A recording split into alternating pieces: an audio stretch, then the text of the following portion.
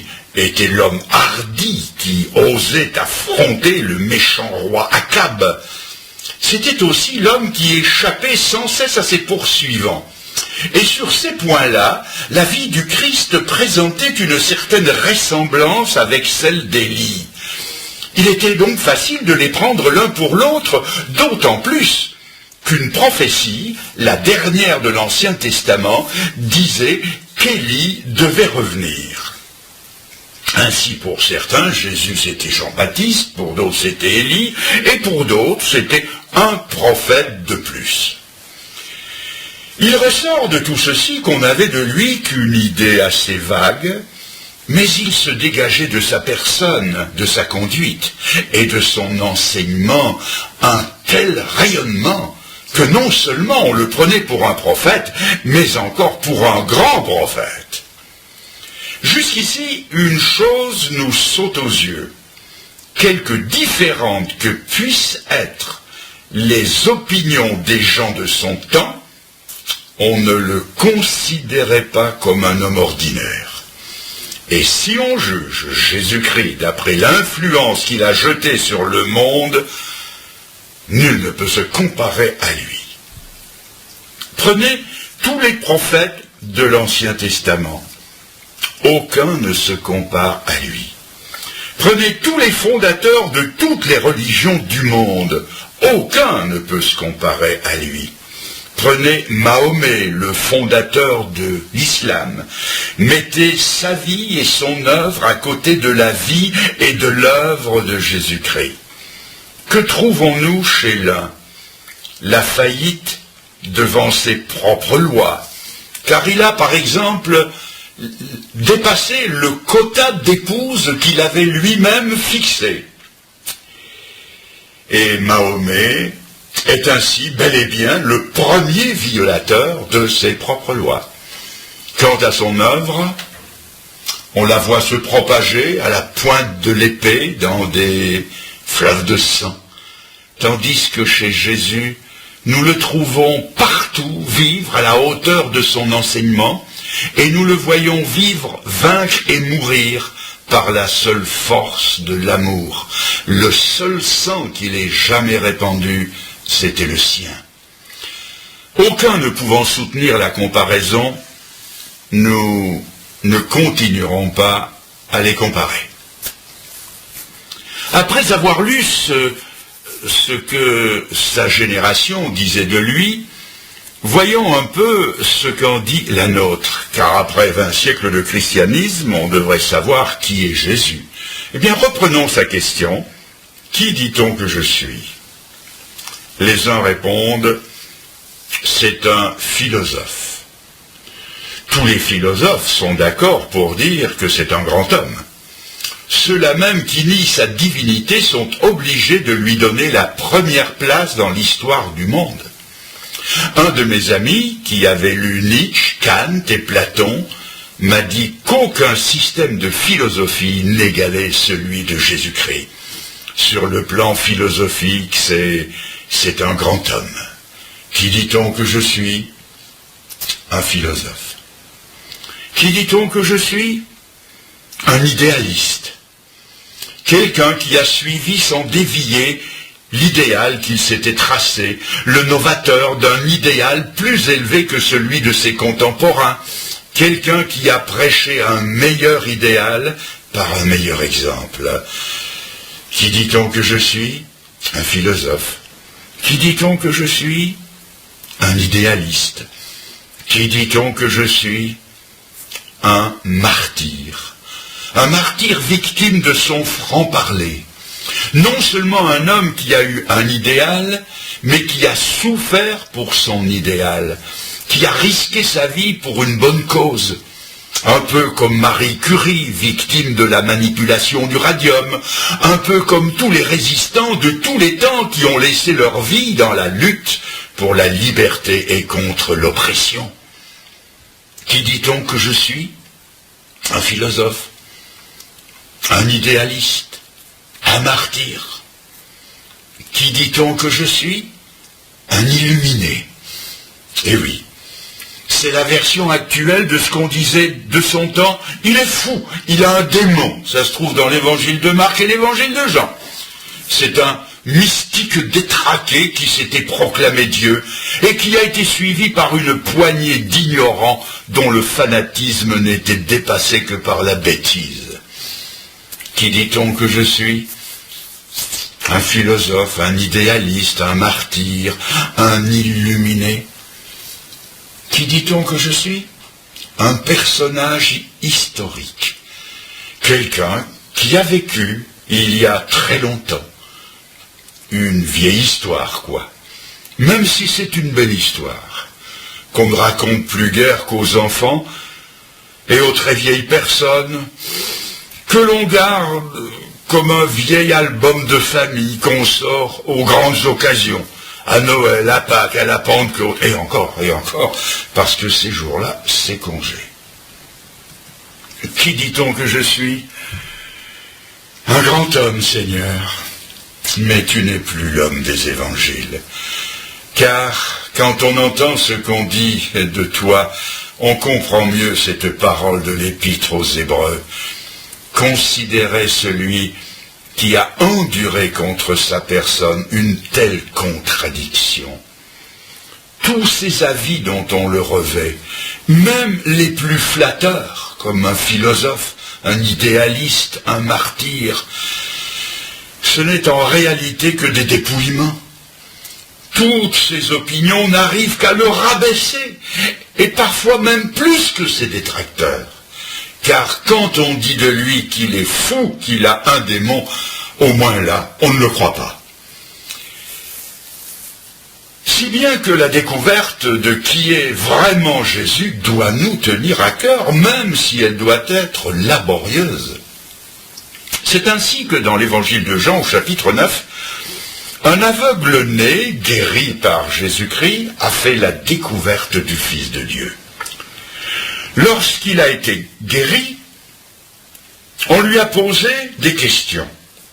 Et la première fois, il répond l'homme qui s'appelle Jésus. L'homme qui s'appelle Jésus. Pour lui, Jésus, c'est un homme.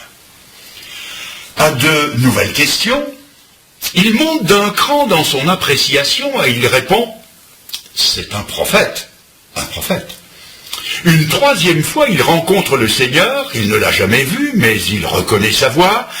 Il l'entend qui lui demande « crois-tu au Fils de Dieu ?» Et il répond « qui est-il pour que j'y croie ?»« Je le suis, moi qui te parle, dit Jésus. » Alors, cet homme se prosterne et il dit « je crois, Seigneur ». Remarquez cette progression. Un homme, plus qu'un homme, un prophète, plus qu'un prophète, le Fils de Dieu. On retrouve le même scénario chez la femme samaritaine, au chapitre 4 de l'évangile de Jean. Elle aussi a fait la découverte de qui était Jésus.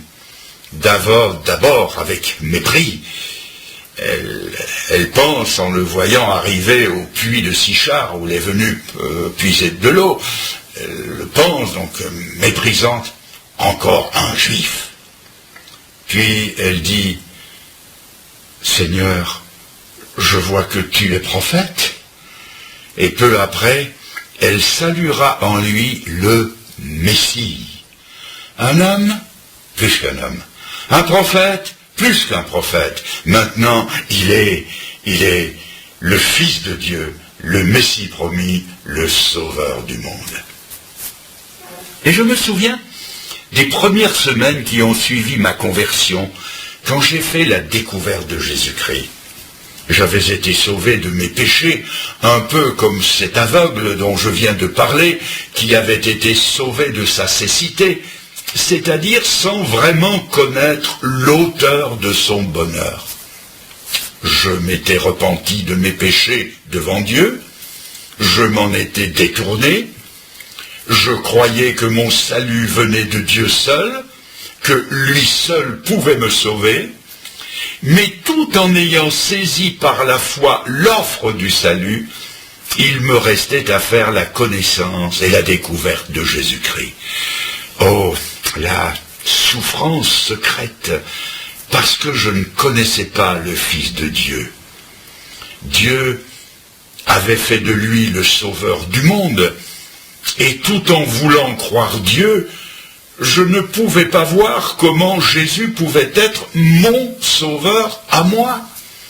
Même s'il était plus grand que Pierre, ou plus grand que Jean, ou plus grand que les anges, il n'était encore à mes yeux qu'une créature, et comment une créature, forcément limitée, pouvait-elle me sauver ? Seul le Dieu suprême, le maître de l'univers, détenait le pouvoir de me sauver. Pourquoi fallait-il encore croire en Jésus plutôt qu'en quelqu'un d'autre ? Cela vous montre à quel point j'étais ignorant du Dieu en qui je croyais pourtant. Aussi, l'assurance de mon salut vacillait-elle avec la petite idée que j'avais de Jésus-Christ. Et cela a duré jusqu'au jour où j'ai lu dans la parole de Dieu, en 2 Corinthiens 5, verset 19, ce texte déterminant, car Dieu était en Christ, réconciliant le monde avec lui-même. Et ce fut l'illumination. D'un seul coup, je venais de découvrir le Christ qui correspondait au soupir de mon âme. Christ était Dieu. Sans le savoir, tout en moi réclamait la divinité de Jésus-Christ. Dieu, en Christ, m'avait réconcilié avec lui-même. Jésus était plus qu'un grand homme, plus qu'un ange puissant. Il était le Dieu incarné, le Dieu devenu homme et mourant pour porter et payer à la croix les péchés de l'homme que j'étais. Les doutes quant à mon salut éternel se sont enfuis ce jour-là, car si en Jésus-Christ c'était Dieu lui-même qui faisait l'œuvre de mon salut, alors sauvé j'étais. Voyons maintenant ce qu'ils ont répondu, que les disciples ont répondu. Jésus donc se tourne vers ses disciples et à brûle-pourpoint leur pose la question. Après qu'ils ont donné la réponse, donc, on dit de toi ceci ou cela, il dit, et vous, qui dites-vous que je suis ? Je crois qu'ils ont dû sursauter. Ils ne s'attendaient pas à la question. Car s'il est facile de rapporter la rumeur publique, il est moins facile de faire une confession personnelle. Et Pierre s'est fait le porte-parole de tous, et il a dit, « Tu es le Christ, le Fils du Dieu vivant. » Cela se trouve dans l'évangile de Matthieu, chapitre 16, verset 16. Cette réponse, manifestement inspirée du ciel, était différente des autres. Ils avaient, Pierre et les autres, avaient fait la découverte de qui était Jésus. Ils avaient de lui la plus haute opinion possible. Il était plus qu'un homme, plus qu'un prophète. Il était le divin Fils de Dieu. Mais le Seigneur, au-delà des disciples, s'adresse à chacun ici présent ce soir et pose la même question. Il vous regarde en quelque sorte dans le blanc des yeux et il vous dit, et vous, qui dites-vous que je suis ? Il n'est pas suffisant de citer l'opinion des autres, ni même l'opinion de Pierre qui a répondu « Tu es le Fils de Dieu ».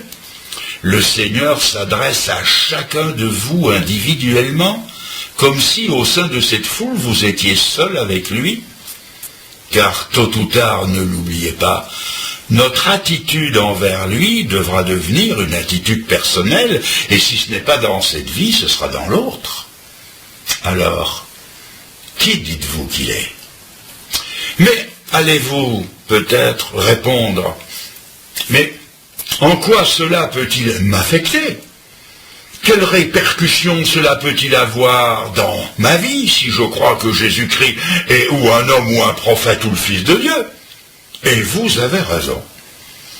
Une croyance purement intellectuelle, au niveau des neurones, intellectuel ou historique, n'affectera jamais votre vie.